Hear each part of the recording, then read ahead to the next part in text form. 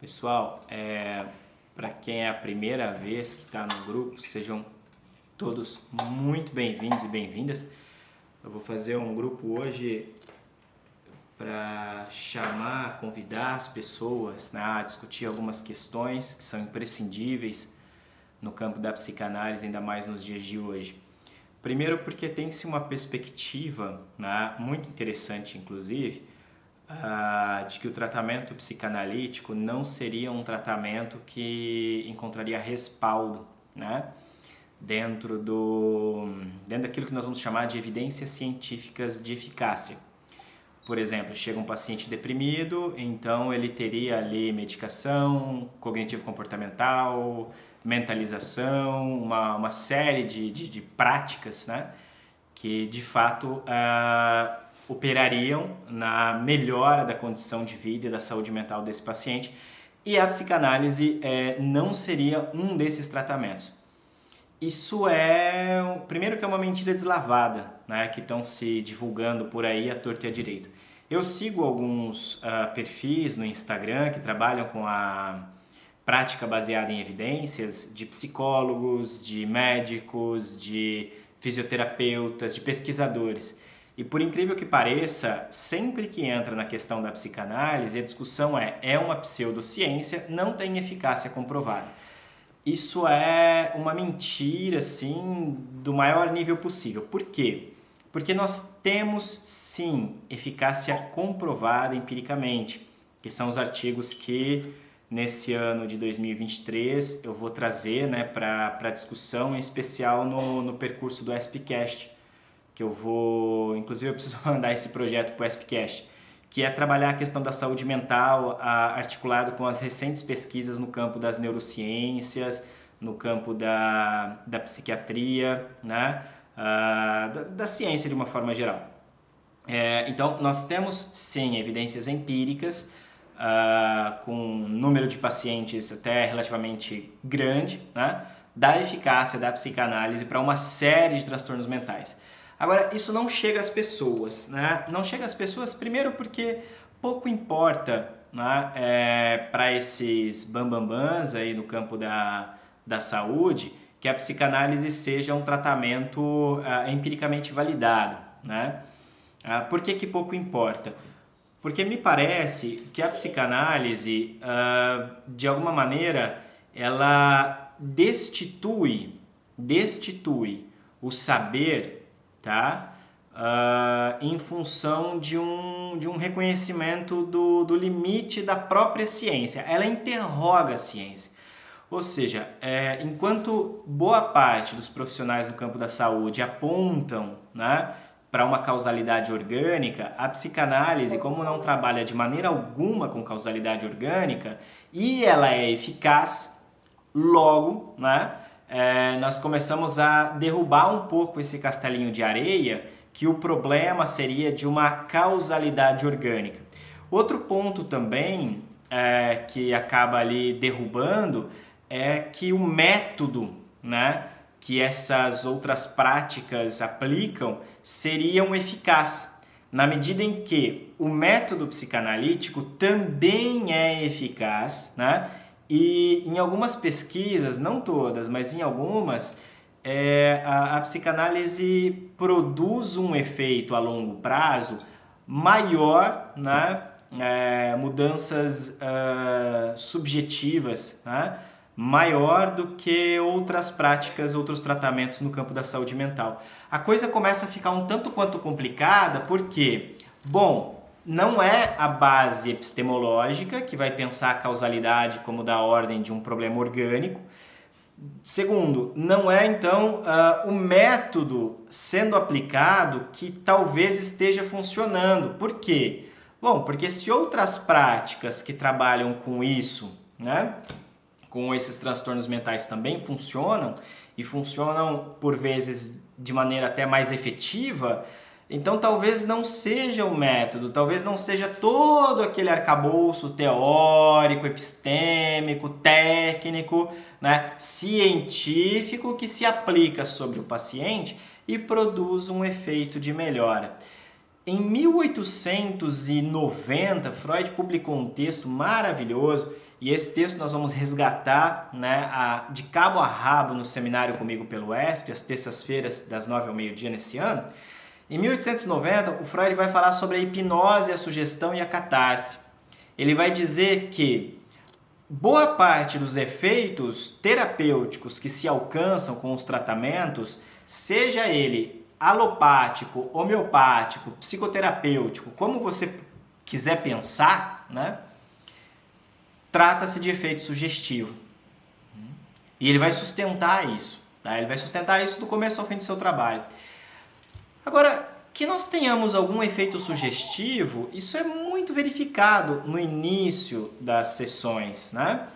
Por quê? Porque o paciente começa a falar sobre si, sobre a sua vida, sobre o seu trabalho, sobre os elementos da sua vida, né? Sobre aquilo que não anda bem, e começa a perceber na própria fala que algumas coisas ali parece que estão sendo malditas.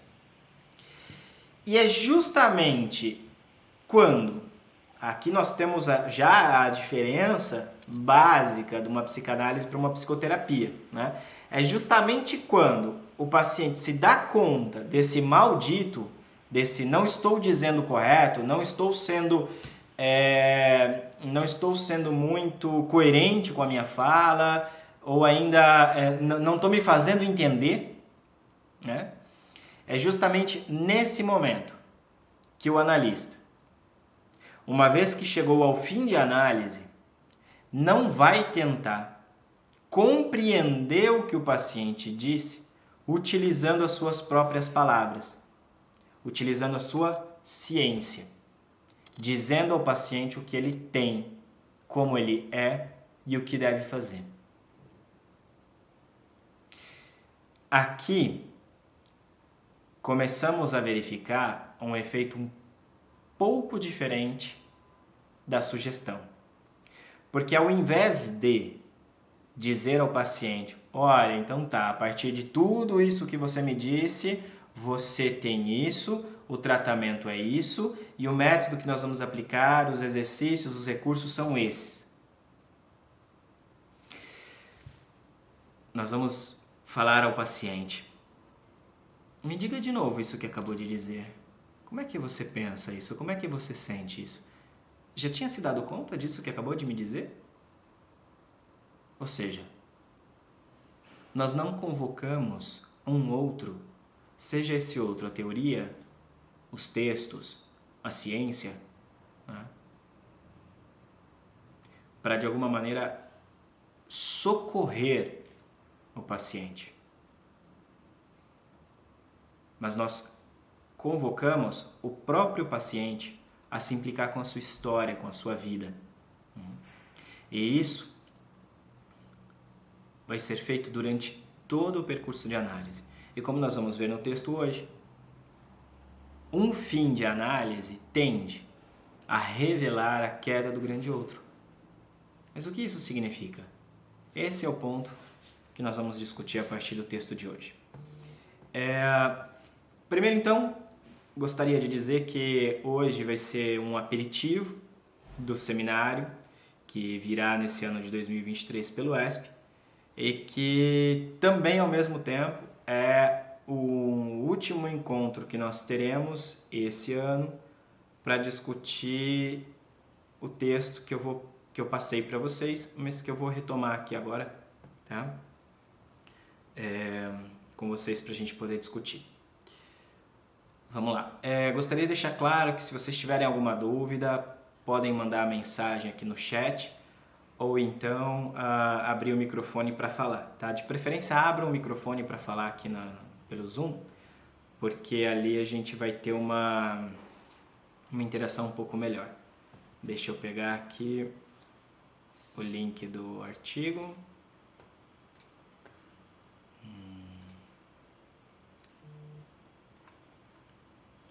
O artigo que nós estamos lendo, né? E inclusive estamos terminando hoje, chama-se A Cura em Psicanálise, : Efeitos orgânicos e subjetivos de uma análise, tá?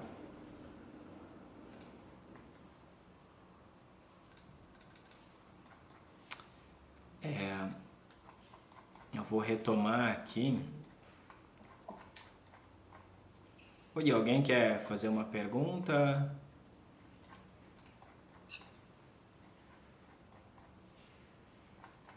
Sim, não, talvez? Eu vou retomar dessa parte aqui do texto, como é a experiência analítica propriamente dita, tá? E nós vamos avançar aqui até o final, tá bom? E aí depois a gente abre para conversar, discutir, mas se tiverem dúvidas, podem me interromper a qualquer momento, ok? Ok? Tudo bem? Vamos lá.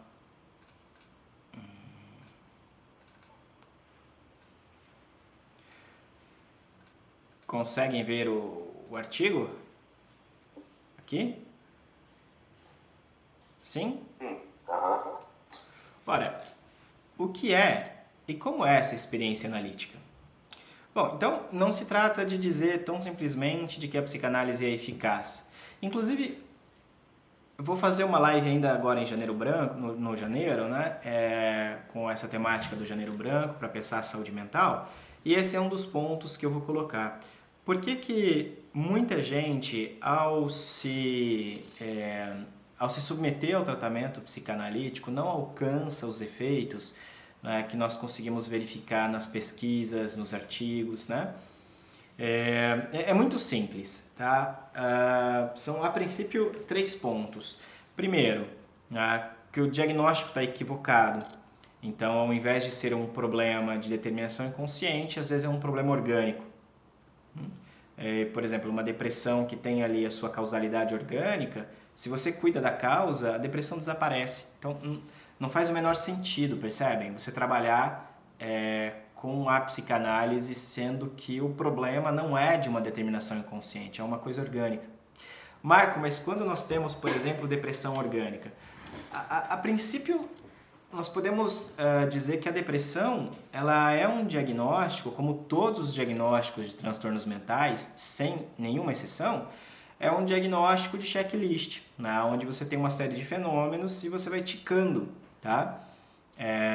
Esses fenômenos. Então você pode ter, por exemplo, um tumor, né, que está gerando essa depressão, o humor deprimido, sei lá o que. Você pode ter ali uma queda de testosterona, você pode ter um hipotiroidismo, né? Você pode ter uma série de problemas orgânicos, disfunções orgânicas que afetam essa pessoa, né, esse indivíduo, a tal ponto dele apresentar um quadro depressivo. E isso pode ser até uma depressão muito grave, né? Outras coisas que podem acontecer, por exemplo, é o uso e abuso de substâncias, né? Álcool, cigarro, droga. Uma pessoa que está tentando largar, por exemplo, o cigarro ou uma droga pode apresentar um quadro depressivo até bem interessante. E, Marco, mas espera, mas aí é diferente. Às vezes não, às vezes ninguém sabe que a pessoa está usando droga, né? Então tem tudo isso aí, né? A gente, no tratamento psicanalítico, ali nas entrevistas preliminares, a gente trabalha com muito cuidado sobre isso, porque assim, faz toda a diferença. O segundo ponto, que não abro mão jamais, é que a teoria está sendo aplicada de maneira equivocada, ou a base teórica, né, com a qual opera o suposto analista é uma base frágil, é uma base fraca, né? Ora, se você não sabe a diferença de um inconsciente, por exemplo, né, estruturado como uma linguagem, e o inconsciente coletivo de Jung, meu amigo, minha amiga, tu vai fazer uma salada, tu não vai ter nem ideia do que você está fazendo na clínica. E quem vai pagar o pato não vai ser só você, vai ser o paciente também, tá? Um psicanalista, por exemplo, não trabalha com Jung, porque é de outra ordem, é de outro trabalho, né? É outra base epistemológica, são outros elementos, é uma outra teoria, tanto é que Jung chama de psicoterapia analítica para diferenciar da psicanálise proposta por Freud, né? Mesmo porque Jung ele sai dessa linha da sexualidade humana, né? Quando ele vai lá pensar ali o elan vital e tal, né? O simbólico de Jung tem muito mais a ver com o imaginário em Lacan do que o simbólico propriamente dito, como Lacan retoma nos textos freudianos, tá? Que é da ordem da linguagem. Então, assim, tem uma salada aí que as pessoas muitas vezes fazem e isso acaba tendo consequências na prática clínica. E consequências gravíssimas, né? Então, tem esse problema do diagnóstico diferencial, tem o problema também da teoria que sustenta o fazer, né, desses que se colocam como psicanalistas. E isso é muito sério, isso é muito grave, mas relativamente fácil de consertar. Tá? Quando você se coloca aí diante de um curso, né, reconhecido, e detalhe isso, né, um curso reconhecido. Ele não é reconhecido somente por aquela instituição, né? Ele é reconhecido por diferentes analistas de diferentes instituições. Por exemplo, você pega aí algumas instituições que são escolas, entre aspas, e a hora que você vai perguntar para membros de outras instituições, o pessoal fala, cara, isso não presta. Agora pega um curso, por exemplo, uma pós-graduação do UESP, né? Não tem nem como as pessoas falarem não presta, porque os grandes analistas aí do Brasil e do mundo estão lá, dando aula lá, estão, né, prepara, tem toda uma organização, tem um programa curricular bem interessante. Então, assim, isso faz com que, independente da instituição a que você esteja afiliado, essa instituição é reconhecida. Um seminário, por exemplo, na Escola Freudiana de Buenos Aires, na EBP, no Fórum do Campo Lacaniano, bom, com certeza vai ser reconhecido. Pessoal lá da escola da letra também, entendem? Você tem instituições, né, e analistas que são reconhecidos aí dentro e fora da instituição, né? Isso é um bom, assim, claro que não garante, mas é um bom elemento para você pensar a sua formação teórica, né? E poder alcançar esses efeitos que eu estou trazendo aqui para vocês para discussão. E o terceiro ponto, que é o mais delicado e talvez o mais importante, sem o qual aí sim não é possível uma análise, é a respeito da formação do analista, que é o que nós vamos discutir aqui agora, né? Principalmente no final da fala de hoje. Por quê? Porque nem todo aquele que se coloca, né, para escutar o outro e para conduzir os tratamentos chegou, né, ao final da sua análise. Ao final, enquanto finalidade de um tratamento. E nós vamos ver muito bem qual seria essa finalidade de um tratamento psicanalítico propriamente dito para Freud e para Lacan, mostrando as diferenças que a teoria e a prática de ambos, né, produziu no momento em que temos a elaboração de uma doutrina sobre a psicanálise e o fim de análise, tá bom? Alguma dúvida até aqui? Podemos seguir? Sim? Vamos lá. Marco, Oi? só um segundinho. Adriana, eu posso passar o host para você, então?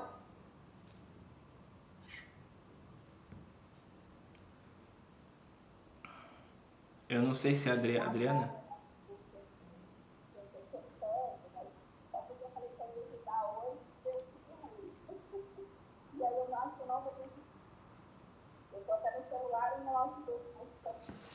Ah, só tá com o celular. Eu fico por aqui, então. Tá. Obrigado, Ferd. Por exemplo, você põe o Ferdinando para dar aula em qualquer lugar, ele vai ser reconhecido. Né? Em qualquer lugar. E aí? Né? Acho que tem isso também, né? Vamos lá. Ora, o que é e como é essa experiência analítica? Freud, em seus artigos técnicos, ensina sobre a experiência da psicanálise.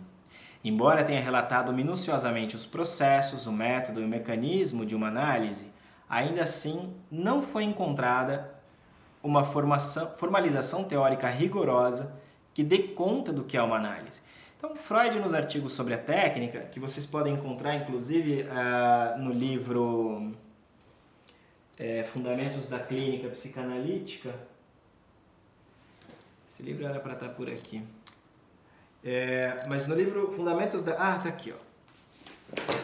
Falei que era para estar por aqui? Tá por aqui realmente. Ó, Fundamentos da Clínica Psicanalítica pela editora Autêntica, tá?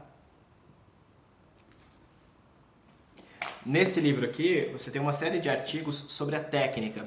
Alguns deles eu vou comentar aqui agora, a partir dessa leitura comentada, tá?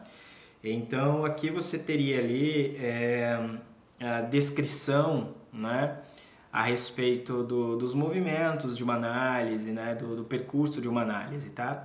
No entanto, ele não é, assim, muito detalhista a respeito das jogadas, né? Das intervenções e por aí vai. Inclusive, se aprende mais sobre o método clínico ao ler os casos de Freud do que, propriamente falando, na teoria descrita nos artigos sobre a técnica, o que é uma coisa um tanto quanto interessante, né? Vamos lá. Basta ler em seus artigos sobre a técnica quando ele compara a análise com o jogo de xadrez. Essa analogia leva a pensar que talvez a psicanálise devesse ser mais conduzida pela subjetividade do analista do que pelo dispositivo teórico e técnico que ele inventara. Então, atenção aqui. Muitas pessoas têm essa impressão, né, de que a psicanálise ela é uma prática que não deve ser orientada a partir da teoria e da técnica, mas a partir da subjetividade do analista, no sentido de que aconteceu isso, acho que vou fazer desse jeito. Minha gente, não é assim no nosso campo de trabalho, tá bom? Eu vou pegar aqui o texto para vocês, para a gente poder... aqui, ó, na página 121, Fundamentos da Clínica Psicanalítica. Olha, prestem atenção no que o Freud vai dizer. Quem quiser aprender o nobre jogo de xadrez a partir dos livros, logo irá se dar conta de que apenas as jogadas de abertura e as jogadas finais permitem uma representação exaustiva, enquanto a enorme variedade das jogadas que começam a partir da abertura acaba frustrando tal representação. Apenas um estudo aplicado de partidas em que mestres se enfrentaram pode preencher essa lacuna das instruções. Limitações semelhantes a essas parecem ocorrer com as regras que podemos estabelecer para o exercício do tratamento psicanalítico. É mais ou menos assim, o Freud está chamando a atenção para as pessoas o seguinte: estudar psicanálise não forma analistas. Então, ter um curso de psicanálise, um diploma, um certificado, não habilita ninguém, e essa é uma das discussões que nós tivemos já por algum tempo com relação ao curso de bacharelado em psicanálise, né? Isso não vai habilitar ninguém a atender, tá? Inclusive, há muitas pessoas que sabem de teoria assim, maravilhosamente bem, mas são um fracasso na clínica, né? E existem pessoas muito raramente assim, que são excelentes clínicos, mas não transmitem, não tem uma transmissão. Só que, para ser um excelente clínico, por mais que não transmita, por mais que não faça um ensino, é preciso estar muito de acordo com a teoria, né? É preciso passar por um exaustivo processo intenso, um percurso de formação aí, que nós vamos chamar de continuada, né? Formação permanente, como queiram. De supervisão da sua própria prática clínica. Tá? Aí está o estudo dos mestres que o Freud coloca aqui. Então, só ler, só estudar, como se fosse só, né? Tem muita coisa, muito material. Mas, de qualquer maneira, inclusive o Freud vai dizer isso, né? Eu acho que no texto Análise Finita e Infinita, ele vai apontar justamente para esse ponto. Ler um livro de psicanálise, ler toda a obra da psicanálise, não serve de nada se você não passou pela experiência da análise pessoal antes. Que é o terceiro ponto que eu havia comentado com vocês agora há pouco e que nós vamos discutir um pouquinho melhor aqui a partir desse artigo, tá? Então vamos lá. Hoje, após muito ser produzido, sabe-se que a psicanálise pode ser pensada como aplicação da teoria psicanalítica. O que seria aplicar a teoria? Qual teoria? Então nós temos 2 pontos aqui, aplicar a teoria, mas ao mesmo tempo, qual teoria que nós estaremos aplicando? Tá? Por que isso é importante? Porque se você está ali alinhado com a teoria kleiniana, por exemplo, você vai ter um método, um objetivo, um trabalho, né, de pensar ali a clínica, um trabalho de formalizar a sua clínica a partir da teoria kleiniana. Né? Se você tem um trabalho winnicottiano, vai ser a partir de Winnicott e os pós-winnicottianos. Tem aí o Otteral, o Loparic, tem vários pós-winnicottianos bem interessantes para se discutir. Tá?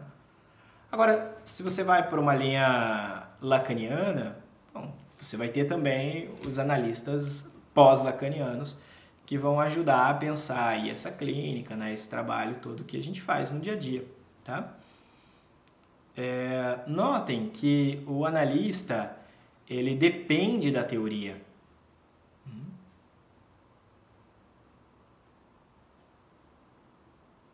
Não é sem ela. Isso é muito importante. O analista não é sem uma teoria que o sustente. Tá?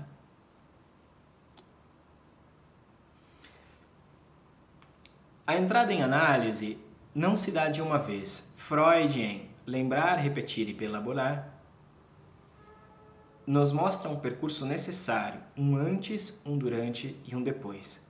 O que ele denominou de psicanálise é uma construção a partir do dispositivo clínico em que se encontram, a princípio, 2 pessoas para que uma fale, ok? O analista, aquele que procura o analista, ignora um saber próprio que o habita e convoca o outro a responder por ele. O analista, por sua vez, ignora o que sabe da teoria para dar voz àquele que ignora o que sabe de si. Enquanto o analisante supõe um saber próprio a ele no analista, o analista supõe um sujeito de desejo no dizer do analisante. Muita coisa aqui, mas vamos lá. Aquilo que eu estava comentando com vocês no começo do encontro de hoje, né? A princípio, qualquer pessoa que nos procura para o atendimento, essa pessoa, ela de alguma maneira vai ali dizer da forma como sabe, da forma como sente, da forma como pensa, e no momento em que ela começa a reconhecer que há ali que ela está dizendo de uma maneira equivocada, que a fala não dá conta da experiência, o que vai se produzindo aí, né? Geralmente uma sensação de, pelo amor de Deus, me ajuda porque eu não sei o que está acontecendo comigo. E aí que está o ponto, né? Se nós nos apegamos à experiência nossa prévia, à teoria, a qualquer outra coisa, por exemplo, a dizer, realmente, olha, isso é Édipo, né, tal, então o Freud explicou assim, tal, isso aí é comum, fica tranquilo, isso aí é para todo mundo. Detalhe, eu não digo, tá? Eu não vou dizer aqui para vocês que é proibido fazer isso, mas para que o analista tenha uma liberdade para fazer uma intervenção dessa, é necessário que ele saiba muito bem qual é a finalidade, aonde ele quer chegar com a sua intervenção. Tá? E aonde queremos chegar com as nossas intervenções nas entrevistas preliminares? Essa é uma boa pergunta. Quem me ajuda muito nesse ponto é Isidoro Weg, onde ele vai dizer que o paciente reconheça que entre aquilo que ele é e aquilo que ele diz ser, há uma diferença radical. Ou seja, que ele possa se estranhar naquilo que ele diz sobre ele mesmo. Isso tá claro? Tá claro para vocês? Tá ok? Sim. esse ponto é de extrema importância, porque ao invés do analista vir ao socorro dele, colocando palavras na boca do paciente, o que o analista vai fazer é supor que as palavras já estão aí. Não todas. Porque as palavras não dão conta de tudo. Inclusive, essa é outra diferença da psicanálise para as psicoterapias de uma maneira bem geral. A psicanálise, ela opera com esse fundo do real. O que é isso? De reconhecer a castração, o limite. De que o simbólico não dá conta de tudo. É de que a linguagem... Primeiro, não há nada fora da linguagem. Esse é o primeiro aspecto aí da teoria lacaniana. Mas a linguagem não dá conta de abarcar o todo.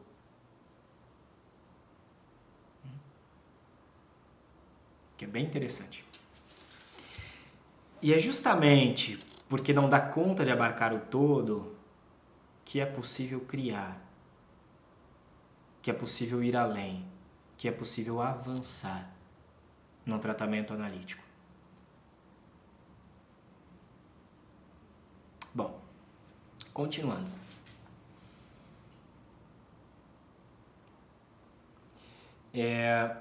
Notaram então que se o analista fala, ao invés de ignorar o seu saber, ignorar a sua experiência, ignorar os atendimentos prévios, não tem a menor possibilidade de que seja ali um tratamento psicanalítico? Bom, para meio entendedor, uma boa palavra basta. Atentem-se a isso. Para meio entendedor, uma boa palavra basta.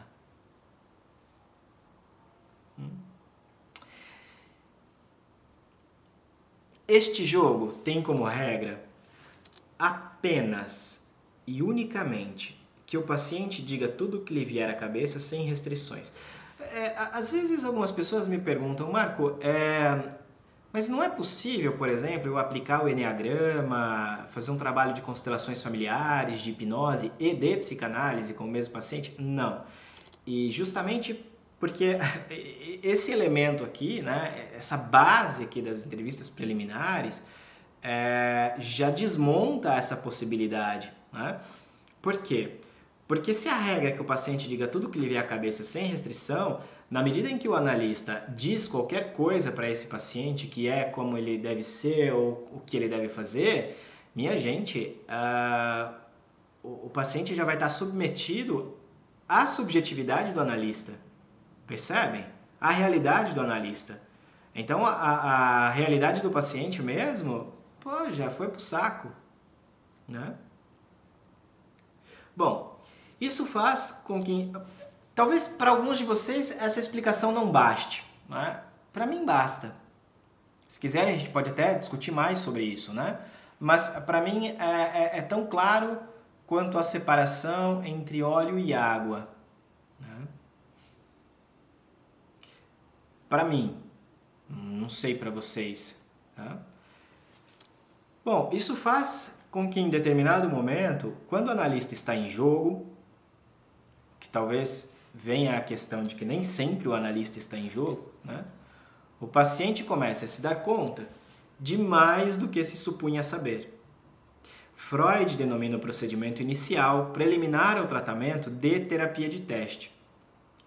Outro ponto muito importante, não é porque eu recebo uma pessoa na clínica que essa pessoa já está em análise. Por vezes, na supervisão em grupo que eu estou trabalhando com o pessoal, aparece isso, já está em análise comigo há 6 meses. Aí eu pergunto assim, mas há quanto tempo já está acompanhando contigo? Não, há 6 meses. E a hora que você começa a escutar o caso, você vê, cara, nem entrou em análise ainda. Né? Isso é muito importante, minha gente. O que define de fato que entrou em análise? né? Nós vamos ver aqui. Nesse ano no seminário pelo ESP também vamos ver, mas basicamente existem alguns pré-requisitos. Marco Antônio Coutinho Jorge trabalha isso de uma maneira bem bacana, o Násio também, o Márcio Peter Souza Leite também, né? Aqui no livro Psicanálise Clínica, Primeiros Passos, cadê?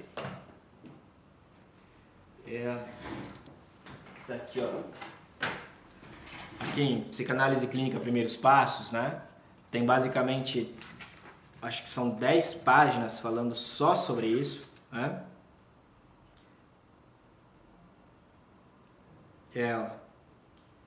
O método clínico, a terapia de ensaio diagnóstico, entrevistas preliminares e entrada em análise. São quase 20 páginas falando sobre essa temática de uma maneira bem didática, né? Para fundamentar essa ideia que o próprio Freud tinha, de que não é porque alguém vai a um analista, paga um analista, que uma psicanálise está se dando ali. E certa vez me perguntaram, Marco, mas então o que você está fazendo ali? Porque a pessoa está pagando, é um serviço. Sim, é um acolhimento, é um trabalho onde a gente vai escutar essa pessoa e a partir das nossas intervenções nós vamos ver se é possível ou não é possível uma análise, se há ou não há a produção de uma demanda de análise, que também é importantíssimo que a gente saiba, né, a reconhecer quando há uma demanda de análise.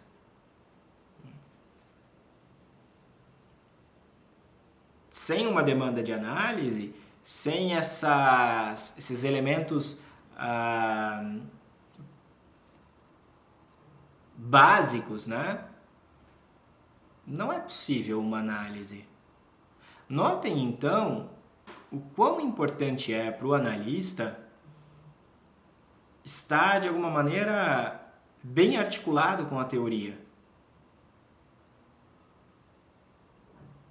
Se você vai numa instituição você está ali fazendo 10 sessões, já são sessões de psicanálise e tal. Isso vai totalmente contra. Uma vez eu recebi um paciente que passou por essa instituição, né?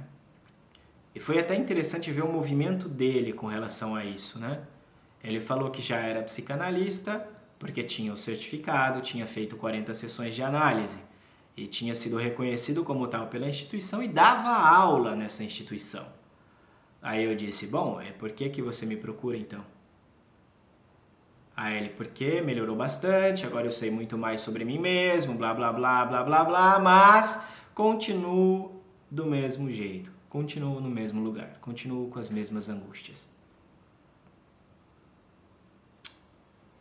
Foi um tratamento psicanalítico? Longe disso. A ponto de eu, inclusive, questionar. Falei, mas foram 40 sessões? Me conta um pouco de como foi o trabalho, tal. E aí ele começa a dizer que foram 40 sessões para se formar psicanalista, que era uma coisa que ele sempre quis, que os pais eram estudantes, assim, a vida inteira e adoravam essa área, tal, blá, blá, blá. Foi contando a história dele. E em nenhum momento surgiu nessas sessões todas esse estranhamento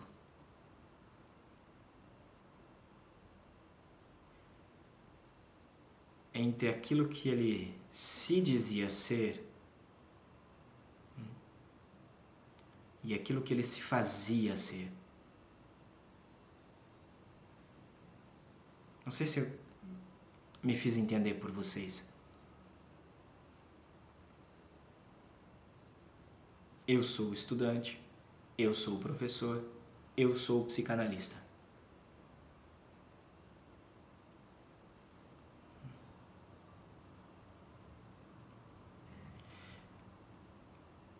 Nós vamos ver aqui no artigo. No seminário nós vamos ter acho que 2 encontros só sobre isso. Ou uma psicanálise conduz ao desser, ou não podemos chamar um tratamento, um procedimento, qualquer coisa de psicanálise.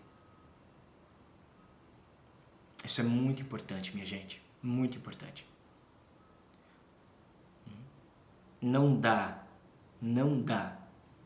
para sustentar o lugar de analista, tal qual Freud o havia pensado, Reiki o havia pensado, Ferenczi, Lacan e muitos outros, sem passar por essa experiência do desser.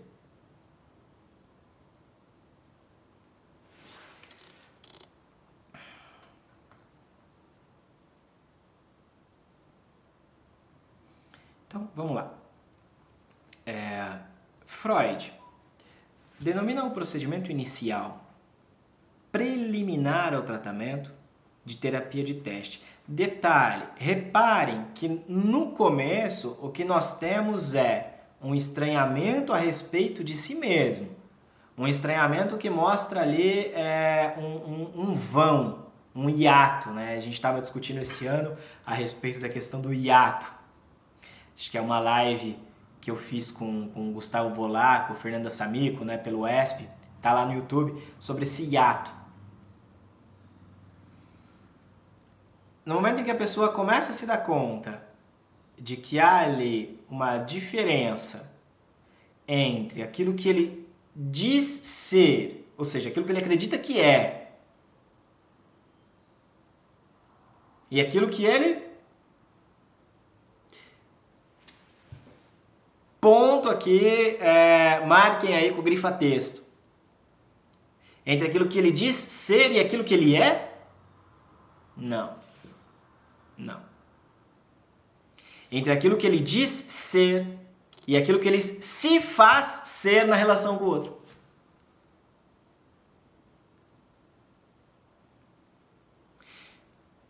Se não há, nas primeiras sessões ali, nas entrevistas preliminares, né, no mínimo esse estranhamento que vai culminar depois, né, ao final da análise, com a experiência do desser, ou seja, eu não sou isso que eu me faço ser, eu não sou isso que eu acredito ser, eu não sou isso que eu imaginava que fosse, eu não sou isso que as pessoas dizem que eu sou.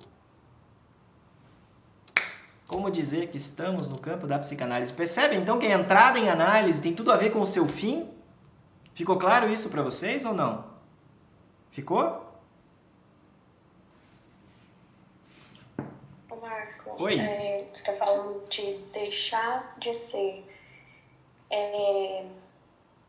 aquilo que ele acha que ele é, ou que ele se faz ser, e também quando você fala a palavra descer, parece a palavra de descida, de caída.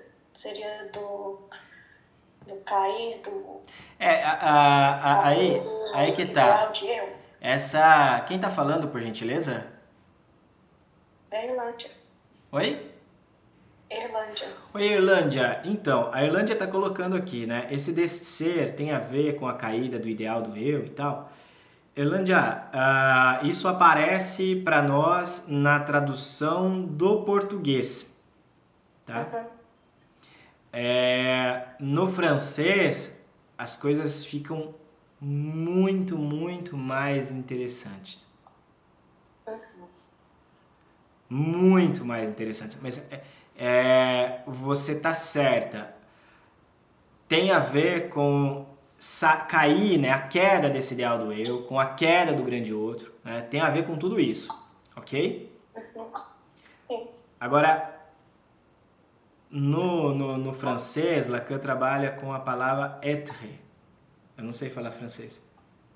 Tem que pegar lá a proposição em francês para vocês verem a jogada que tem, que é muito bacana. E que, inclusive, esse texto é de 1967, inclusive vai ser uma crítica ao pensamento existencialista, né, e fenomenológico produzido por Heidegger e depois discutido por Merleau-Ponty. Tá bom?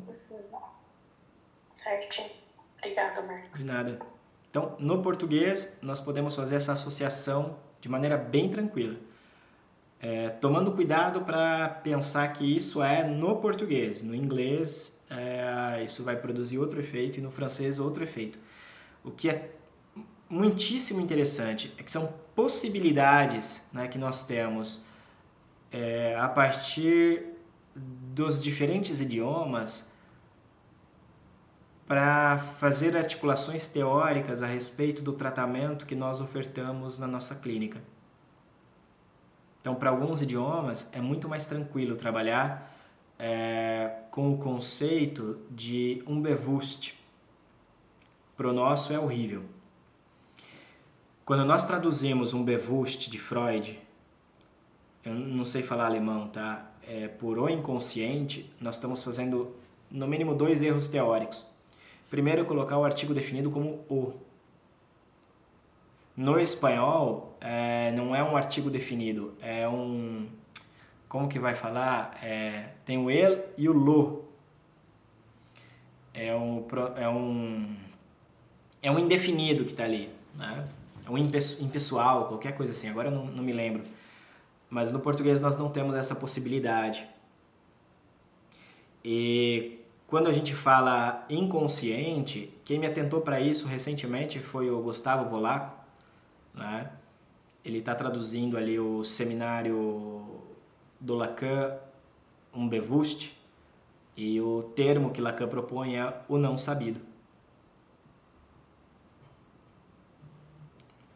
O não sabido. Deixa as coisas muito mais interessantes. Porque toda a experiência da psicanálise parte do pressuposto de que há um não sabido como causa.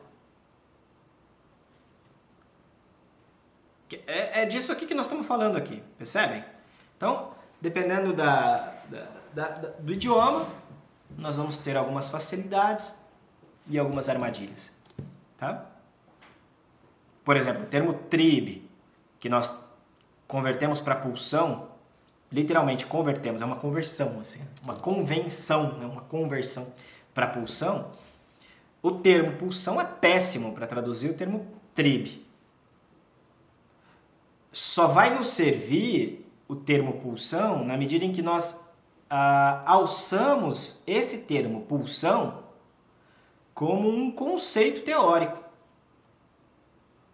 Porque se nós tentamos ir lá no dicionário pulsão, pulso, impulso, acabou com a possibilidade da psicanálise. Eu tenho advogado a favor, mas provavelmente só daqui 50 anos, se eu ficar vivo até lá, eu vou ver isso acontecer. Eu tenho advogado a favor e conversei com o Pedro Tavares sobre isso, com o Volaco, tenho conversado com os colegas sobre isso. Por que a gente não mantém o termo trib? Em alemão, o termo trib dá conta muito bem da experiência. Se a gente traduz para o português para pulsão, a gente fica em maus lençóis. Se traduz para instinto, pior ainda. Então, só para colocar vocês a par dessa questão especificamente do idioma. Vamos lá.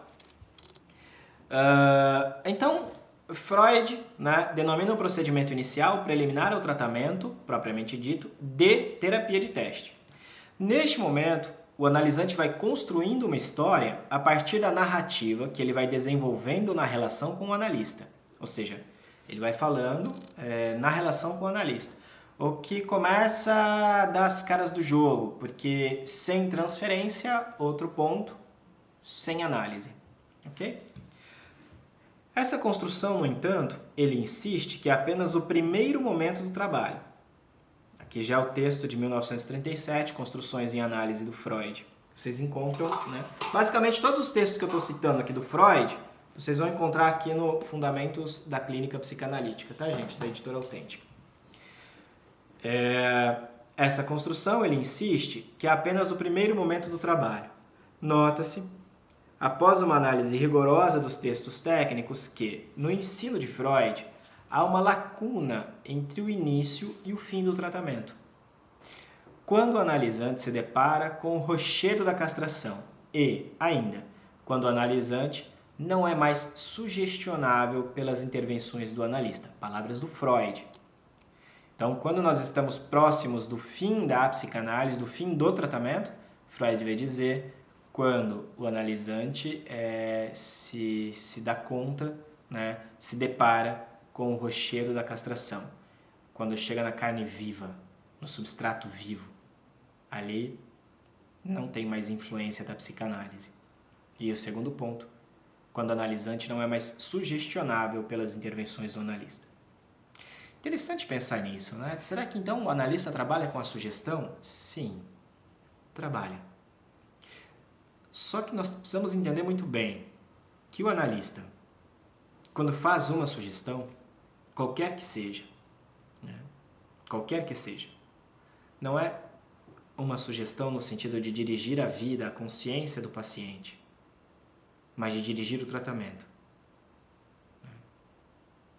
Que tem como objetivo a produção...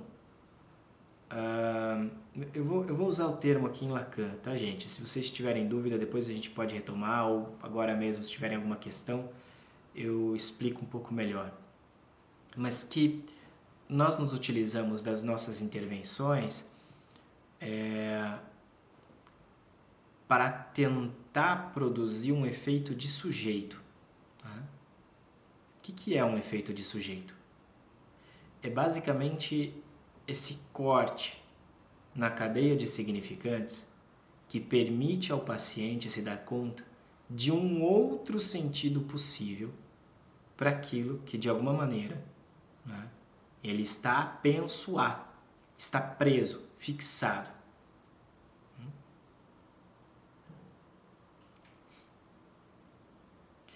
Daí Lacan dizer que toda interpretação pressupõe a produção do novo. Ao invés de simplesmente revelar algo já sabido.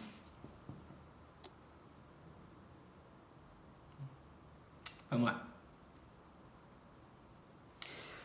Então, para Freud, é como se houvesse um momento na análise que, quando se chega lá, nada do que o analista diga pode modificar ou alterar a narrativa. Isso aqui é muito importante, né? Vamos avançar. Será Jacques Lacan quem irá trabalhar desde seus primeiros seminários com o maior rigor teórico sobre a formalização da psicanálise. Freud formaliza a psicanálise. Isso é muito importante. Mas ele formaliza a partir de uma determinada epistemologia que deixa a desejar muito nas questões a respeito do tratamento em si, da condução do tratamento em si. Por isso disse para vocês que a gente mais aprende o manejo, né, o trabalho do analista a partir da leitura dos casos clínicos do Freud, que é até um livro que a Editora Autêntica publicou recentemente, né? Nós fizemos o lançamento pelo ESP, tá bem bacana. Histórias clínicas, tá? Aqui tem o caso Dora, o caso do pequeno Hans, caso do Homem dos Ratos, anotações, né, sobre o Homem dos Ratos, o caso Schreber, o Homem dos Lobos, né? E mais alguns textos aqui dos editores, Marcos André Vieira, né, do tradutor também, tá bem bacana. Então, a gente mais aprende o manejo, o procedimento, né, o percurso em Freud, a partir desses casos, do que a partir dos textos teóricos que ele coloca. Já em Lacan, não. Lacan... Primeiro que Lacan raramente fala da clínica. Eu conversei ontem com o Alexandre Starnino, né, na pós de psicopatologia. Eu vou falar sobre introdução à psicopatologia e vou trazer 3 exemplos clínicos. E uma das coisas que o Starnino me falou foi justamente isso. Falou, cara, vai ser bacana você trazer 3 exemplos da tua clínica, porque o Lacan raramente fala de clínica, né? Eu falei, pois é, eu vou articular então essa ideia do inconsciente, do recalque, da transferência, né? E vou trazer tudo isso a partir de 3 casos clínicos, um meu e outros 2 de pacientes, né? Para falar sobre um caso de fobia, um caso de histeria de conversão, a partir de um elemento, um traço identificatório com o pai, e um caso de fenômeno psicossomático, né? Para discutir ali a clínica, né? Para a gente pegar a teoria e falar, olha, como que a gente trabalha com a clínica. Estou pensando ainda nesse caso de psicossomática, porque ali avança bastante no Lacan e parece que não é essa a proposta.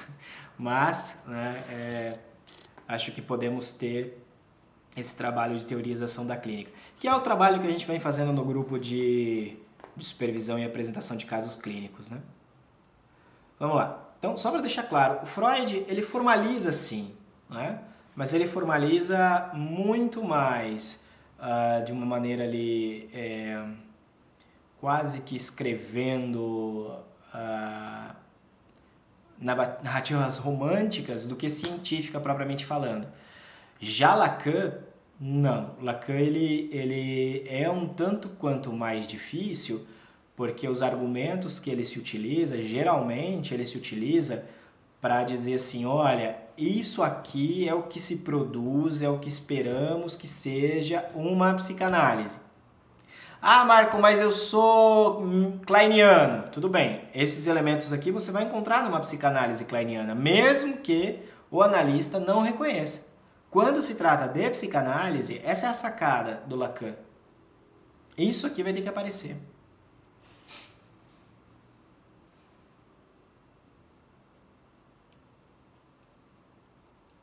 Não sei se vocês entendem a grandeza do ensino de Jacques Lacan nesse sentido.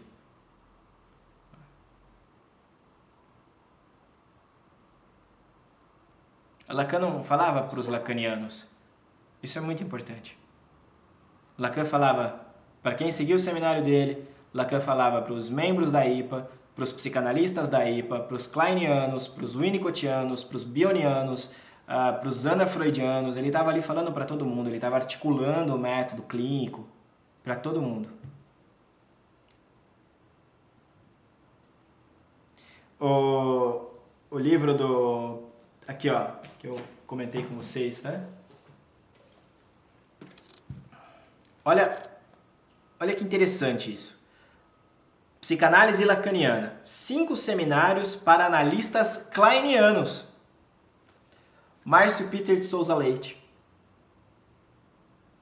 Falando para kleinianos nos Estados Unidos.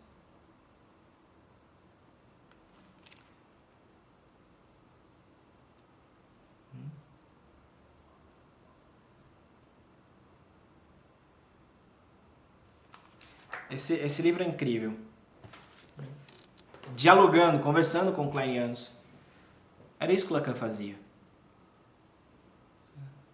Lacan não estava falando dentro da bolha, como muitas instituições infelizmente fazem hoje em dia. Lacan estava praticamente falando às praças públicas, né? Bom, alguém ia perguntar alguma coisa?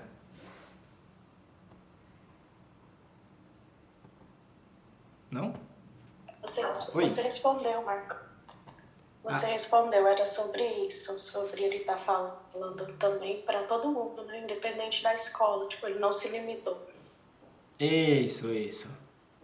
O que é muito interessante, porque Lacan, quando ele funda a sua escola, né, em 1964, que também não chama Escola de Lacan, ele vai dizer que, bom, todo mundo que está afim de trabalhar em prol da psicanálise, pela psicanálise, é bem-vindo. Todo mundo. Inclusive quem não é psicanalista, né?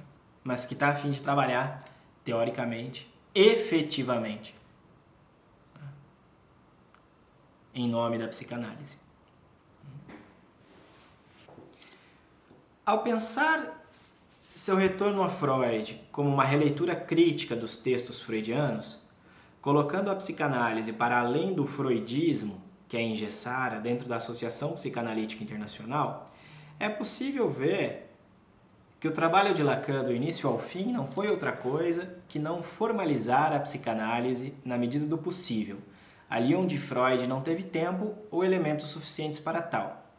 Retomando da psiquiatria clássica as entrevistas preliminares, para dizer que anteriormente ao tratamento psicanalítico é necessário saber se o paciente, ainda não analisante, tem condições de prosseguir com uma análise, Lacan, em diversos momentos, principalmente a partir de 64, formaliza também a entrada em análise, o uso do divã, o fim de análise e ainda inventa com seus colegas o dispositivo do passe para verificar este fim.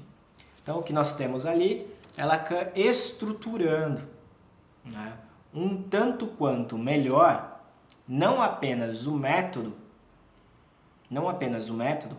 mas toda a experiência do que seria o tratamento psicanalítico. As entrevistas preliminares servem justamente ao que Freud denominou de terapia de teste.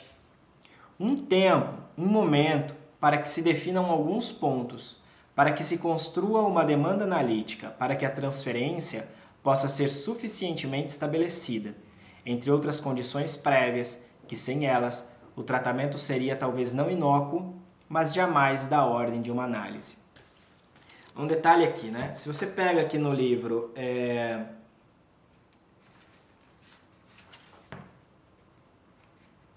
Psicanálise Clínica Primeiros Passos,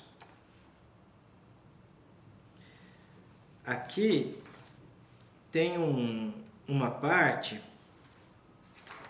no capítulo 2 sobre a terapia, sobre as entrevistas preliminares, na verdade,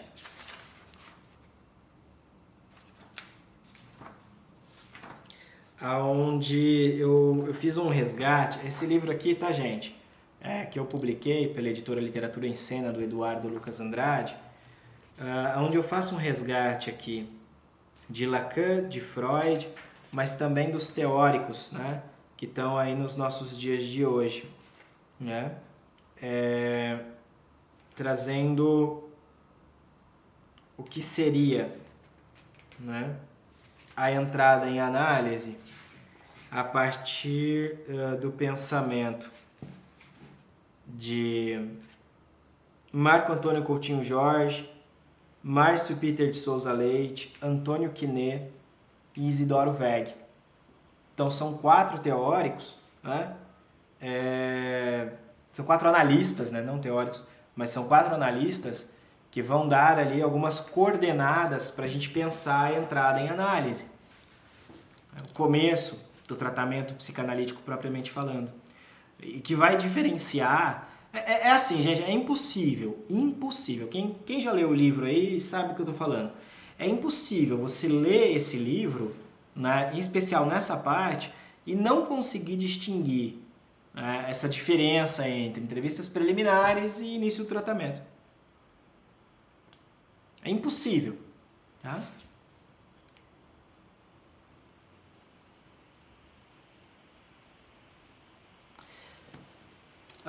Para além da formalização do que é uma análise e seu percurso, este artigo aqui, né, limita-se a falar um pouco mais sobre o fim de análise enquanto término e também o objetivo de uma psicanálise no ensino de Lacan. Lacan formaliza o fim de análise a partir de sua clínica. No primeiro tempo de seu ensino, em que empreendia seu retorno a Freud nos seminários na Sociedade Francesa de Psicanálise, junto com os analistas e estudantes da referente associação, Lacan trabalha arduamente para desenvolver a teoria da travessia da fantasia como um fim possível de uma análise. Neste tempo, Lacan trabalha com a noção de ponto de estofo, uma psicanálise que visava o sentido, ou seja, você alcança um determinado sentido e aquele sentido ele vai ter valor por si só, né? Não vai ter valor semântico algum. Ele vai ser ali como se fosse esse rochedo da castração, essa pedra angular, né, a qual o tratamento deveria chegar, tá bom? Isso, Lacan, retomando Freud, chega nesse ponto. Marco, um exemplo aí. Aquele texto Bate-se numa criança. Leiam ali, que ali o Lacan retoma, né, inclusive para pensar sobre a fantasia e o fim de análise. Nesse primeiro momento, Lacan constrói a teoria da travessia da fantasia, que pode muito bem ser encontrada na direção do tratamento proposta por Freud. É necessária uma breve explicação aqui. Freud não considerava, o texto aqui agora é análise terminável e análise interminável, não considerava um final real para uma análise em seus últimos textos. Convocou os analistas a retornarem de tempos em tempos ao divã para fazer uma suposta limpeza em si, para, com isso, estarem novamente aptos a sustentar o lugar de analista.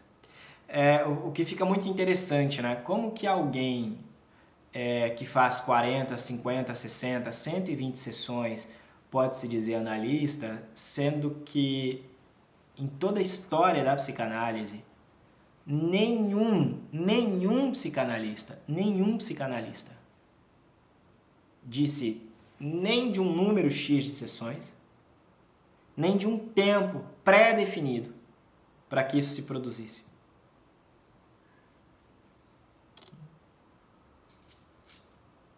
Cuidado, minha gente. Cuidado. Tem muita armadilha no nosso campo.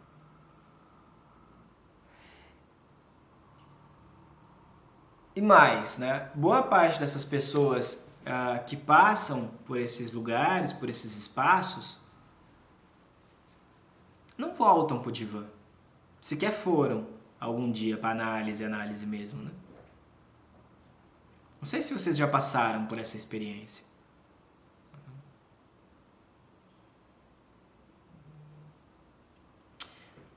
O que seria essa limpeza em si que eu estou colocando aqui? É nesse ponto que nós vamos avançar um pouquinho mais no texto aqui do Descer. É nesse ponto elemental. Elementar. Não sei porque falei elemental. Mas é nesse ponto elementar. Aonde? Para conduzir um tratamento, eu preciso reconhecer que eu não sou aquilo que o paciente precisa, aquilo que o paciente quer, aquilo que o paciente deseja. Estão percebendo a importância de raspar o osso na análise? De chegar nesse ponto do ser? Enquanto eu acredito que eu sou qualquer coisa para o outro, não é possível ficar nesse lugar. É isso que Freud chama atenção aqui nesse texto. Enquanto o analista acredita que é qualquer coisa, inclusive tomem cuidado com quem acredita piamente que é psicanalista, esses são os piores.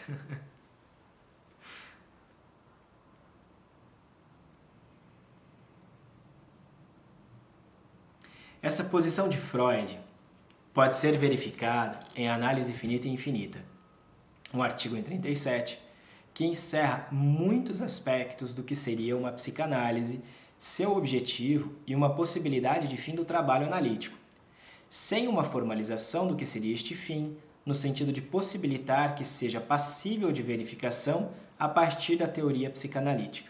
Ou seja, o fim de análise do Freud ali é bem beabá, né? Quando acaba o tratamento? Quando o paciente para de ver o analista. Ele retoma. Quando a gente vai dizer que interrompeu? Talvez quando ele volta. Quando ele volta, foi interrompido. Basicamente, a análise acaba quando o paciente vai embora. Alcançou-se ou não os efeitos esperados de um tratamento? Aí já vamos discutir.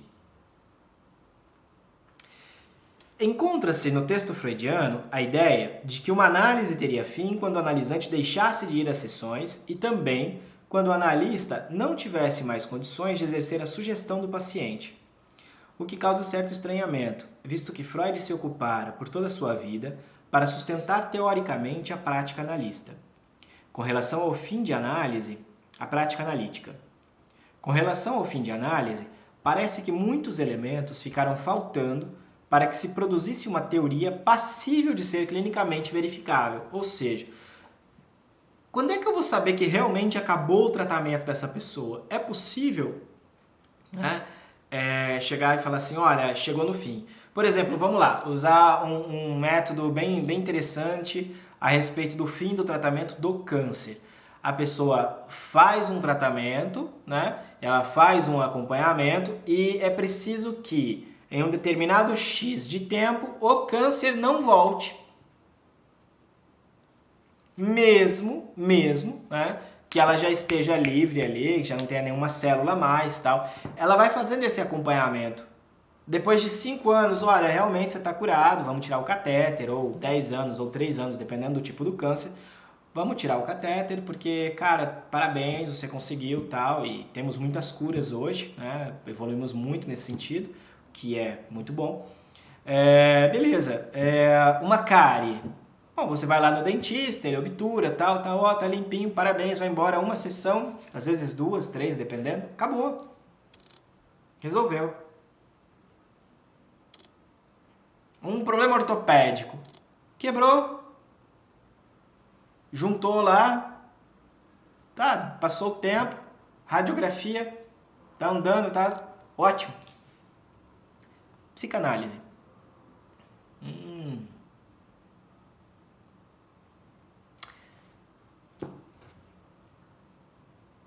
Como dizer que se alcançou o objetivo da análise? E mais, objetivo de quem?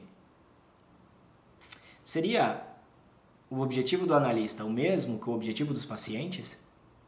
Ou seriam coisas distintas? Essa é uma coisa para a gente pensar.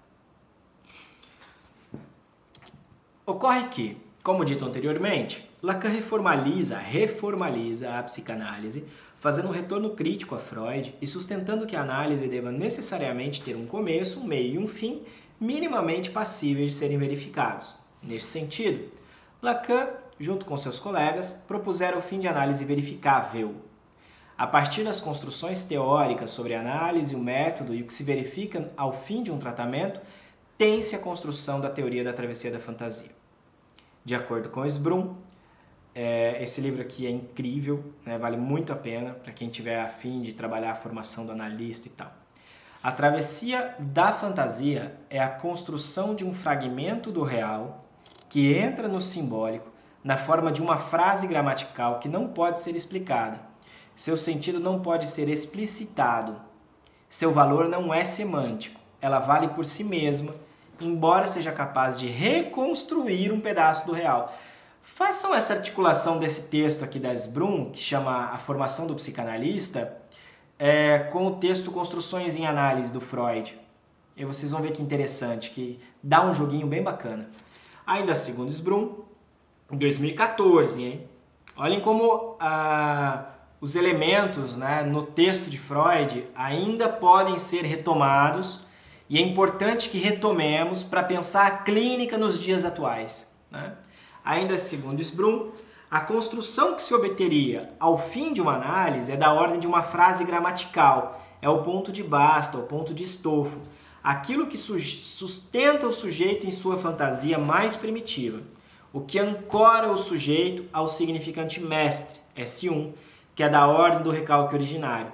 O que nós temos ali então é uma produção de sentido, é um sentido que se sabe a respeito do S1, do significante mestre, que a rigor podemos pensar inclusive na teoria lacaniana, que é articulado com o traço unário.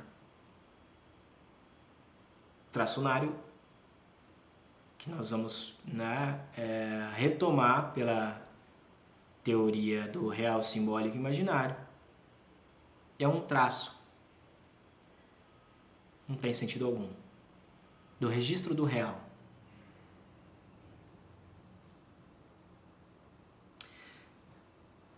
Pode-se ver um exemplo disso na frase "bate-se em uma criança", que Freud cuidadosamente trabalha em alguns de seus textos e que deve ser retomado de tempos em tempos. A fantasia em si, para Lacan, é da ordem do S1, inamovível, puro significante. Chegar lá, reconhecer-se ali e a partir daí poder direcionar a própria vida com isso que causa o sujeito e que era ignorado, que era não sabido, né? Seria a primeira formulação bem construída de um fim de análise possível. Lacan, ele chama a psicanálise de uma praxis. Ora, o que é uma praxis? Lacan vai dizer com essas palavras no Seminário 11. A praxis é todo o tratamento humano que nós fazemos. A praxis é todo ato humano, toda intervenção humana que trata o real pelo simbólico. É isso aqui. É articular o que é da ordem do real simbolicamente. É poder colocar o que está fora do simbólico articulado na cadeia de significantes. E a partir daí ter possibilidades outras de sentidos.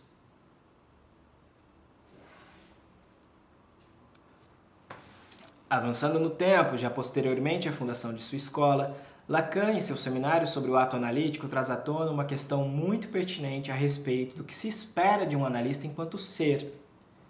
Aqui é o texto Proposição, de 9 de outubro de 67, que vocês encontram no outros escritos aqui de Lacan. Tá? Se é possível pensar o ser do analista, só é possível pensar o ser do analista pela via da despredicatização do sujeito, da dessubjetivação do mesmo, em outras palavras, a destituição subjetiva.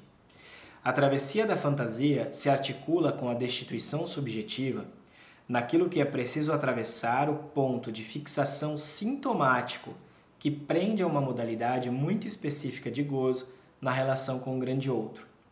Diante da pergunta, o que sou para você? A resposta, sintomaticamente produzida, fixa o sujeito em uma determinada posição imaginária que tenta tamponar o buraco do grande outro. Atravessar a fantasia pode ser pensado como ir além da fantasia, da possibilidade de completude do grande outro, ir além de ser ou ter o falo. Ou seja, reconhecer a castração no grande outro. Então, retomando aqui então, né, lá do começo da nossa conversa de hoje, essa posição que o analista deve ocupar do começo ao fim da análise, de que, ao invés de nomear, é justamente nomear o problema, saber sobre a vida do paciente, saber sobre o paciente, é justamente na medida em que nós nos sustentamos no lugar de não saber sobre o que quer que seja que o paciente está dizendo, que é possível chegar nesse ponto. Que é possível do analisante reconhecer a castração no grande outro. Estou dando alguns pulos teóricos aqui. Esse ano no seminário a gente vai trabalhar isso de uma maneira muito mais devagar, muito mais tranquila, tá? De acordo com Bastos, enquanto Freud fica com a crença no inconsciente, o saber fazer com o sintoma, Bastos, tá? 97. Lacan pretende que se avance na direção da queda da crença no grande outro e da consequente queda da crença fálica. Marco, mas pera. Quais são os efeitos reais sobre isso que nós podemos verificar na boca dos nossos pacientes? Simples, muito simples. Não vai ter mais super-herói. Não tem mais super-herói na vida da pessoa. Tu vai no médico? Ah, ok, o médico falou isso. Beleza, gostou? Gostei, adorei o médico, mas eu vou consultar uma segunda opinião. Vai lá, o médico falou, vou consultar uma terceira. Depois de 2, 3, fala, eu acho que eu vou operar. Faz sentido. Percebem? Bem no comecinho do ESP, né, eu tive um problema Um problema, assim, de ordem familiar ali e tal. E aí eu liguei pro Jorge Cesarino e falei, Jorge, preciso muito conversar contigo, vamos conversar. Aí conversei com ele e tal. E aí eu disse, e aí, o que você acha? Sabe o que ele me disse? Marco, tá muito cedo para eu achar qualquer coisa, eu preciso escutar um pouco mais. Eu tô no tempo ainda de ver. Depois que eu ver outras coisas, eu vou sentar e tentar compreender. E aí depois que eu compreender, eu concluo e te digo o que eu concluí. Gente,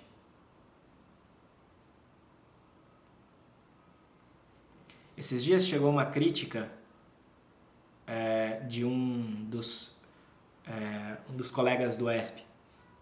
3 pessoas vieram criticar. E aí depois, ao invés de... como que é? Não, tira, não sei o que, não sei o que. Ô, fulano, o que aconteceu? Ou seja, um fim de análise pressupõe, minimamente, poder dar ao outro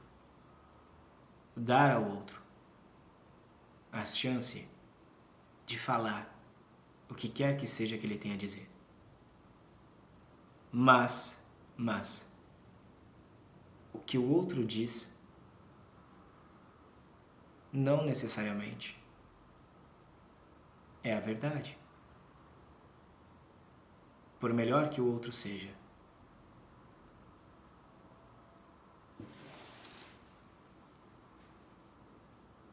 Isso tem impactos na nossa vida? O que vocês acham?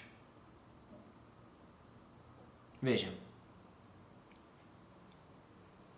o fim de análise pressupõe que não é mais possível colocar outra pessoa nesse lugar.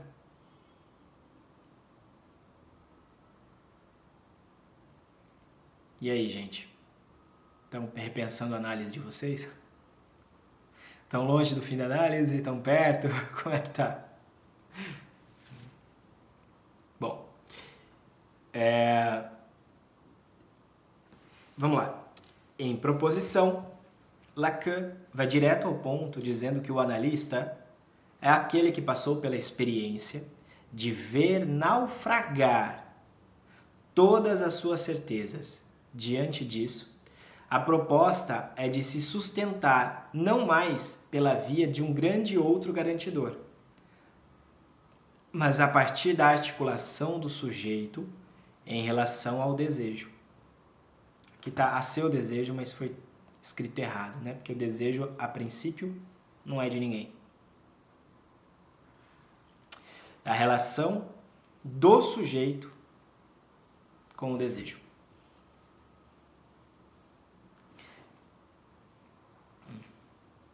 Avançando no tempo, mais precisamente no início da década de 70, Lacan começa a se apropriar do nó borromeano e realiza nova articulação da teoria. A travessia da fantasia, enquanto possível fim de análise, é repensada, nunca deixada de lado, mas vista por uma outra perspectiva. Conforme a teoria vai avançando, novos problemas vão surgindo e novas soluções vão sendo propostas. O problema da verificabilidade de um fim possível para o tratamento psicanalítico repousa necessariamente na produção do analista. É certo que nem todos que chegam a atravessar a fantasia dão conta de conduzir uma análise. Percebendo isso, Lacan e os membros da Escola Freudiana de Paris, que é a escola que Lacan funda em 64, estavam teorizando sobre a questão da verificabilidade do fim de análise e da construção de um dispositivo que possa garantir, a partir do relato do analisante, que o analisante chegou lá. Ou seja, não é mais como era antigamente, né? Na escola de Lacan, nas escolas sérias de Lacan. Né? Não é mais a instituição que vai dizer, agora você é psicanalista.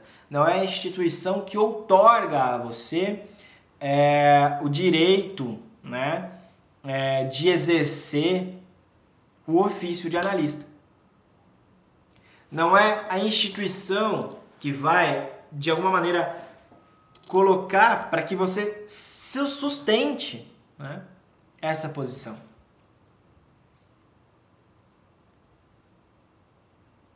Em outras palavras, que a análise produziu aquilo que dela se espera. : a destituição subjetiva. Surge então, concomitantemente com a criação da Escola Freudiana de Paris, o germe de um dispositivo chamado de dispositivo de passe. Esse dispositivo tinha como pressuposto não apenas verificar o momento em que se daria o fim de análise, mas produzir uma doutrina sobre isso que fosse passível de ser verificada em cada caso.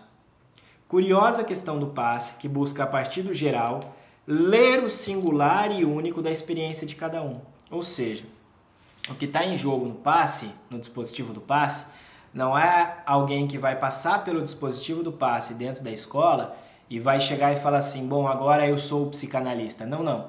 É alguém que vai, a partir do relato, né, de maneira bem consistente do seu percurso de análise, né, vai dar elementos teóricos para que as pessoas que estão ali escutando, né, o testemunho do seu percurso de análise possam dizer, bom, realmente houve uma análise. Se produziu um analista. Agora, porque tenha produzido um analista, isso garante que no paciente 1 que essa pessoa atender vai ser uma psicanálise?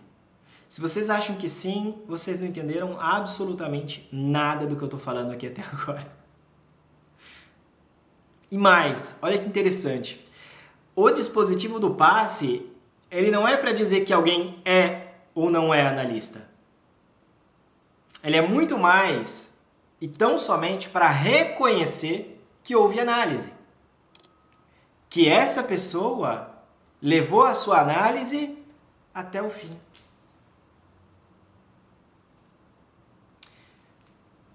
E qual é a finalidade proposta por Lacan?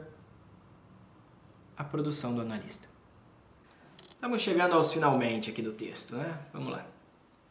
Conforme Soler, em Variantes do Fim da Análise, Colette Soler, esse texto é bem bacana. O fim de análise é um problema de equação a ser resolvido. Uma equação que, ao final, produz um sujeito transformado. Este sujeito transformado é aquilo que permite pensar a passagem de analisante a analista. Sujeito não é a mesma coisa que pessoa, não é a mesma coisa que indivíduo, ok, minha gente? No entanto, isso tem que ficar muito claro. Analista não é quem atende em consultório, mas um significante inventado por Freud para dizer de alguém que, de alguma maneira, levou a sua análise até o fim. O analista é aquele que passou pelo processo de análise e que, em determinado momento, solucionou sua equação. Resolveu, de alguma maneira, um mistério relacionado com o desejo que o habita e que, no início da análise, só sabia dele pelas formações do inconsciente, que davam notícia e nada mais. Isso que insiste. Uma vez que isso está resolvido para ele, pode acompanhar um outro nesse percurso, se quiser. Se quiser. Se não quiser, pode continuar trabalhando com o que quer que seja que trabalhe. Importante que se saiba disso. A psicanálise produz um analista. O seu fim e o passe, enquanto dispositivo de escola, testemunham isso. Então, a psicanálise produz um analista. O passe, de alguma maneira, é a possibilidade que nós temos de testemunhar essa transformação, essa passagem. Como afirma Sbrum, é possível pensar em um momento do passe e um dispositivo do passe. O dispositivo do passe é o dispositivo da escola em que os analistas que desejam tornarem-se analistas da escola pedem à escola para entrar no dispositivo. Já o momento do passe embora esteja também articulado com a doutrina construída pela escola, ocorre durante a análise verificável e é verificável pela destituição subjetiva que pode ser encontrada a partir do próprio analisante nas sessões. Lembra que eu estava perguntando para vocês se o objetivo do analista e do analisante são os mesmos objetivos? Veja bem, todos nós passamos pelo percurso de análise, ou pelo menos entramos na análise, na tentativa de viver melhor, né? De viver com menos sofrimento, de ter uma vida um pouco mais leve, mais digna, sei lá o quê. Por qual razão vocês procuram um analista? Isso, para mim, Marco, pouco importa, porque cada um vai ter a sua razão. A questão é que, conforme se trata de uma determinação inconsciente, era isso que eu estava dizendo, que para Lacan, quando ele formaliza a psicanálise, né, nós começamos a ver que a formalização que ele propõe serve para tudo aquilo que se chama de psicanálise, seja kleiniano, winnicottiano, bioniano, o que vocês quiserem chamar. Desde que se encontre esses elementos, bom, podemos chamar de psicanálise. Se não se encontra, pera aí, então. O que vocês estão chamando de psicanálise, então? Né? Então, para o paciente alcançar esses efeitos, que lá no começo do nosso bate-papo de hoje eu estava falando para vocês, esses efeitos empiricamente verificáveis, efeitos terapêuticos, de estabilização, de melhora na condição, de melhora no quadro, é preciso sim chegar nesse ponto. Não, Marco, mas pera. Agora você está dizendo que o objetivo de todo mundo, mesmo que eles não saibam, é se tornar analista? Sim e não. Vamos lá. Quando você tem uma dor no dente, o teu objetivo é tratar um canal? Às vezes é só uma gengivite. Às vezes é uma sensibilidade. Às vezes quebrou um pedaço. Qual é o teu objetivo? Sarar da dor do dente. Pessoal, isso é extremamente importante. O objetivo pouco importa. A questão é que, para sarar da dor de dente, o profissional vai ter que aplicar tudo aquilo que ele sabe, tá? Para conduzir, para dirigir o tratamento, para que você alcance aquilo que você espera. Agora, se o teu problema de depressão, de pânico, de ansiedade, o transtorno afetivo humor bipolar, autismo, o que vocês quiserem imaginar, é de determinação inconsciente, me desculpa, mas não vai ter nenhum outro modelo, nenhuma outra prática no campo da saúde, da yoga, da religião, que vai resolver o teu problema. Não vai ter. Vai ter que passar pelo percurso, vai ter que passar pelo processo, vai ter que chegar aí. E é aí que nós começamos a escutar dos nossos pacientes. Quem fala sobre isso, minha gente, Sandra Berta, do Fórum do Campo Lacaniano, eu achei ela uma mulher incrível. Ela fala disso. Precisamos escutar da boca dos nossos pacientes o que produz neles o dispositivo analítico. Porque vai ser daí que nós vamos elaborar os elementos para pensar, aqui chegou no fim de análise. Ou seja,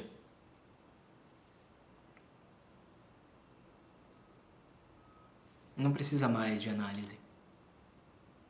Acabou o tratamento. Chegou no fim.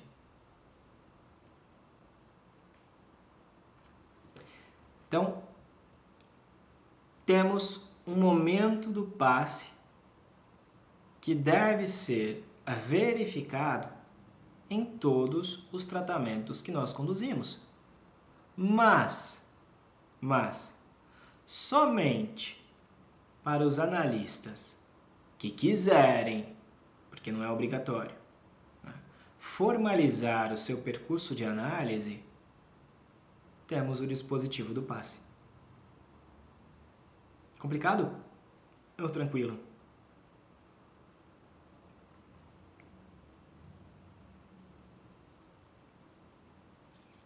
Ah, Marco, eu sou psicanalista, eu estou há 10 anos fazendo análise, mas nem penso em entrar para a escola e nem penso fazer o passe. Quer dizer que eu não sou analista? Não, muito pelo contrário.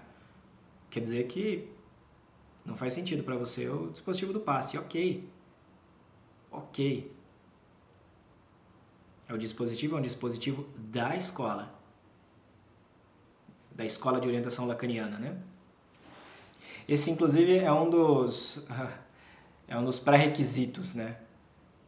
Veja, nem toda escola séria trabalha com o dispositivo do passe, ok?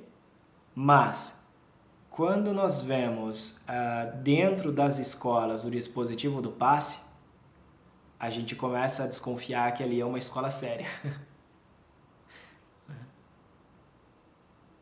Que uma escola seja séria não quer dizer que é perfeita, não quer dizer que é o paraíso na Terra, né? Tá bom? Isso aí não precisa chegar no fim de análise para reconhecer isso, basta ali 2 sessões de análise para entender. Bom, mas o que o passe verifica afinal? A partir da década de 70, mais precisamente no ano de seu 20º seminário, seminário 20 de Lacan, mais ainda, vemos que Lacan trabalha uma nova concepção do fim de análise que engloba a travessia da fantasia, no entanto, não se restringe a ela. Com o auxílio do Nobo Romeano, aí seminário 20, 21, 22, 23, né? Lacan começa a produzir novidades no campo da compreensão do que seria um percurso de análise de uma forma um pouco mais abrangente. O próprio Nobo Romeano, não apenas ele, mas todo o estudo da linguística, topologia, matemas, serve para que possamos dar conta teoricamente do que acontece na experiência clínica. Utilizando-se do Nobo Romeano, é possível uma nova leitura de muitos dos elementos até então impossíveis de serem compreendidos por uma outra via. Para dar um bom exemplo, peguemos o registro do real. Somente a partir da teoria dos nós e das elucubrações pela via das cordinhas e barbantes é que ele pode ser teoricamente positivado. Até então, até o seminário 20, basicamente ali, né? Um pouquinho antes talvez, mas até então o que é o real? O que era o real para Lacan? Era aquilo que não era o simbólico, não era imaginário. O real era impossível. Era toda... não cessa de não se escrever. Todo da ordem do negativo. A partir do seminário 20, bom, Lacan reinventa a coisa. Ele vai dizer... como que é que ele fala? Ele fala, real, se você não existir... Eu te batizo real... porque se você não existisse, seria preciso que eu te inventasse, qualquer coisa assim. Então, Lacan positiva o real, vai dizer, bom, isso aqui é o real. Tá?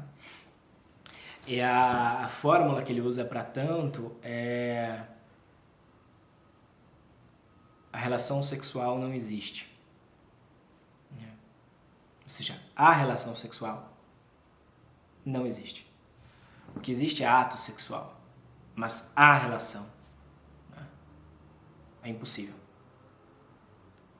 Vou fazer-se um com o outro. Completude do sexo. E aí a gente vai poder trabalhar com isso durante todo esse ano de 2023. Com essa máxima lacaniana, né? Que, de até um certo tempo, começa a representar, em outras palavras, o que Lacan vai chamar de real. Para ir direto ao ponto, Lacan retoma a grafia sintoma com TH. Retoma por quê? Porque antigamente era escrito com TH, depois se escreve com T, sintoma, em francês, mais uma vez a questão do idioma, né? Vale a gente se perguntar, né? Será que isso aqui está em francês? Será que está em português? Será que está em alemão? Será que está em espanhol? E qual é o sentido disso na língua original? Né? É o caso do ser, doente, do être, outro, garçom, maître, ser, ente, está tudo ali junto, né? No être do Lacan.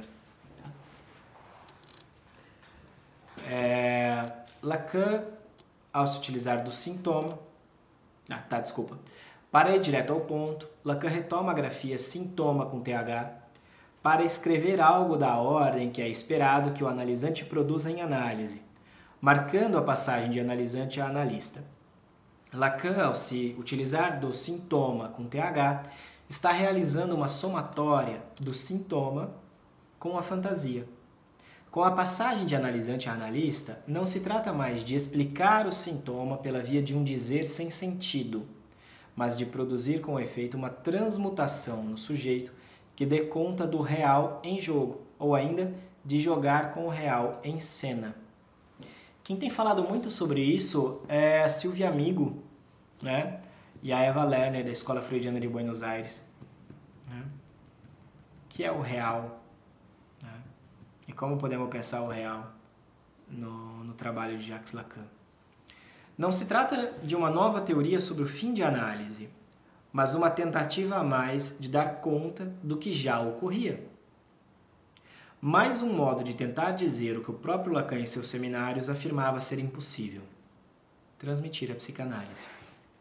Para finalizar, quando surge a ideia do sintoma como um quarto nó, torna-se possível escrever, ou melhor, desenhar a teoria da derrocada do grande outro, a queda do grande outro como um momento necessário de uma análise ocorre concomitantemente com a amarração do quarto nó.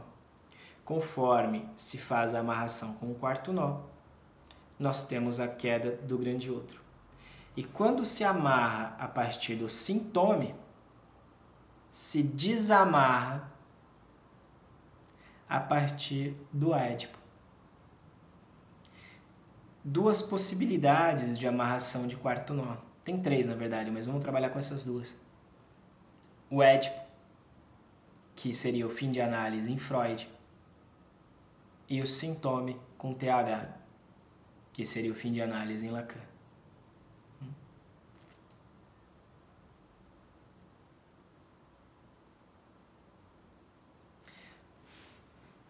Aqui tem-se o quarto nó, que permite que o sujeito prescinda do nome do pai, para a partir daí servir-se dele.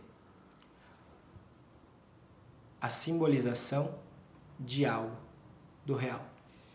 O quarto nó, chamado de sintoma, então, é o que passa a estabilizar a estrutura. Este quarto nó é efeito do tratamento psicanalítico, resultado de um percurso de análise, não existe fora dela. Aqui tem-se, ao menos por hoje, o objetivo de uma psicanálise. A todos que desejam ocupar este lugar de analista, custe o que custar, há que se chegar lá. Nesse artigo em especial, nós começamos o artigo discutindo justamente sobre os efeitos terapêuticos de uma análise.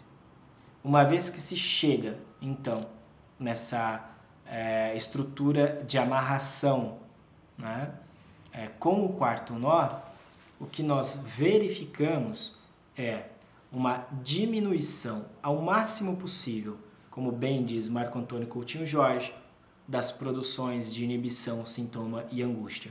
Uma estabilização da estrutura. Percebam, então, que trabalhar com a psicanálise, especificamente com a psicanálise tal qual Freud propunha, é sim, encontrar efeitos terapêuticos. Mas, respondendo à questão, por que nem todos os pacientes que se submetem ao tratamento analítico encontram no tratamento esses efeitos que por eles são esperados quando eles procuram um analista? Já tinha dito para vocês que um dos pontos é com relação à teoria. Será que a nossa prática no dia a dia da nossa clínica alcança, teoricamente, isso que é imprescindível para que as pessoas possam viver um pouco melhor? Bom, para quem tem dúvidas a respeito disso, né, é justamente por isso que eu propus esse ano de 2023 o seminário pelo ESP, às terças, das 9 ao meio-dia, para a gente trabalhar com bastante afinco nessas questões da teoria e da formalização da clínica, né? Para que a partir da teoria nós possamos conduzir, dirigir os tratamentos de uma maneira muito mais lógica, né? Muito mais racional, ao invés de uma maneira intuitiva, que na grande maioria das vezes põe a perder a própria psicanálise, que poderia ajudar muito essa pessoa a viver um pouco melhor. Outra coisa que eu tinha que eu acho que é imprescindível que se diga, né, é que uma análise não faz ninguém melhor. Ninguém vai ser uma pessoa melhor de uma análise, né? A rigor, não. A rigor, sai sofrendo um pouco menos, mas quando paga o preço por isso, que há um preço a se pagar, né? Que nem todos estão de acordo. Qual é o preço? No livro Psicanálise Clínica Primeiros Passos, né, onde eu falo do tempo, dinheiro e a ética da psicanálise, eu bato bastante nessa tecla, né? O preço do descer, né? De ver aí naufragar todas as certezas, tudo isso que você se julga ser, acredita ser. Isso é muito caro, né? Bom, vamos abrir agora para as discussões. Fiquem à vontade para comentar aí, né? Tanto aqui no chat como ao vivo, que daí a gente vai discutir aqui um pouquinho, tá bom?